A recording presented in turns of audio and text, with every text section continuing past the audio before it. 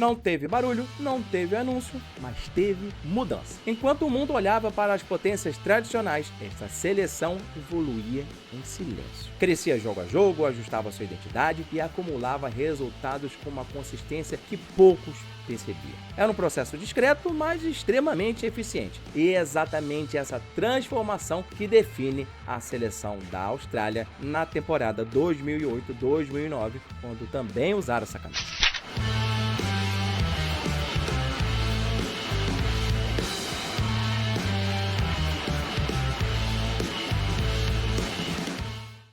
Salve, salve, sejam muito bem-vindos ao Futebol Social Clube, onde este esporte é contado através das camisas dos times e seleções e das temporadas que moldaram o jogo. Eu sou André Carvalho e hoje a gente mergulha em uma jornada que atravessa continentes, estilos e uma construção silenciosa dentro do futebol mundial. Antes da gente saber em detalhes dessa camisa, vale entender de onde vem essa seleção. O futebol australiano nunca foi o esporte dominante no país, sempre dividiu espaço com o rugby e o cricket, mas construiu sua história na base da persistência. Durante anos, dominou a Oceania, conquistando a OFC Nations Cup em 1980, 96, 2000 e 2004, antes de dar o salto mais importante da sua história, a entrada na Confederação Asiática em 2006. Esse movimento mudou tudo. Elevou o nível, aumentou o desafio e obrigou a Austrália a evoluir. E ela respondeu bem. Participou de 6 Copas do Mundo, 74, 2006, 2010, 14, 18 e 22. Um destaque para 2006, quando chegou às oitavas de final e caiu para a Itália, que seria a campeã daquela competição. Em 2015, conquistou seu maior título, a Copa da Ásia, jogando em casa. Revelou nomes marcantes como Tim Cahill, maior artilheiro da história da seleção, Mark Viduka, referência no ataque, Harry Kewell, talento puro, e Mark Schwarzer, segurança no gol. No cenário local, clubes como Sydney FC, Melbourne Victory, Brisbane Roar ajudam a estruturar o futebol nacional. Dentro da região, a Austrália deixou de ser dominante apenas na Oceania para se tornar competitiva na Ásia. E hoje é uma seleção respeitável, difícil de ser batida e presença constante em grandes torneios. E é nesse contexto que surge uma camisa que diz muito sobre esse momento. Um manto à altura dos Socceroos. A camisa 2 da Austrália naquele ciclo era quase um manifesto silencioso. Um uniforme que fugia do tradicional dourado e verde e mergulhava num azul escuro profundo, elegante, quase noturno. O tom predominante carregava seriedade, como se anunciasse uma seleção mais madura. No peito, o escudo da federação contrastava com detalhes nas faixas laterais em amarelo queimado, sutis, precisos, marcando presença sem estridência. A gola limpa e reta ampliava ainda mais essa sensação de sobriedade. Era uma camisa Nike com linhas simples, cortes modernos de tecido leve, preparada para os terrenos quentes e secos da Ásia, onde boa parte das batalhas daquela temporada aconteceria. Não era extravagante, era funcional. Não era chamativa, era segura. Era a camisa perfeita para uma equipe que queria evoluir passo sem tropeçar em vaidade. A Austrália vivia sua adaptação definitiva à Ásia. Longas viagens, adversários variados, estilos diferentes, mas havia algo constante: organização, força física e disciplina. No comando, Pim Verby, um técnico pragmático focado em defesa sólida e transição rápida. Sem espetáculo, mas com resultado. Em campo, um grupo experiente. Cahill, decisivo como sempre, Schwarzer seguro, Lucas Neil, pura liderança, além de Kewell e Emerton, dando qualidade ao time. O estilo era claro, compacto, intenso e eficiente.